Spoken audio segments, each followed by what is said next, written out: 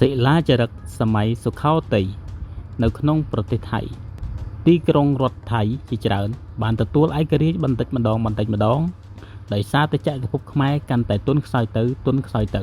ទីក្រុងរដ្ឋនោះត្រូវគេនិយាយថាសុខោទ័យបានបង្កើតឡើងដោយផខុនរាមខំហែងគ្រិស្តសករាជ1238លក្ខណៈនយោបាយហៅតាមបុរាណថា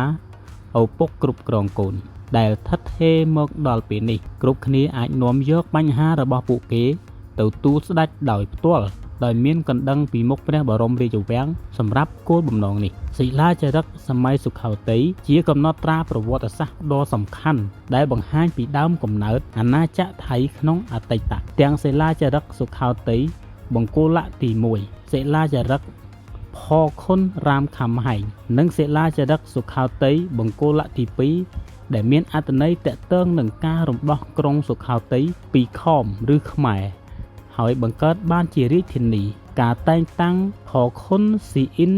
ត្រាធិតជាបឋមក្សត្ររបស់រាជវង្សនិងសមត្ថភាពដ៏ឈ្លាសវៃរបស់ផខុនរាមខំហែង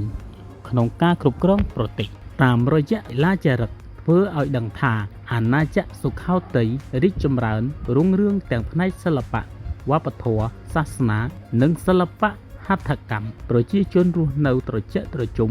មានសេចក្តីសុខដោយរបបគ្រប់គ្រងបែបឪពុកការពារកូនដោយក្នុងសម័យផខុនរាមខំហែងមហារាជចាត់ជាសម័យដ៏រុងរឿងបំផុតក្រុងសុខោទ័យចាប់ផ្ដើមអន់ថយនៅពេលក្រុងអយុធ្យាត្រូវស្ថាបនាឡើងជារាជធានីក្នុងឆ្នាំ1350ក្រោយមកក្រុងសុខោទ័យត្រូវព្រមចំណុះក្រុងអយុធ្យាហើយទីបំផុតក៏រួបរวมគ្នាជាអាណាចក្រតែមួយ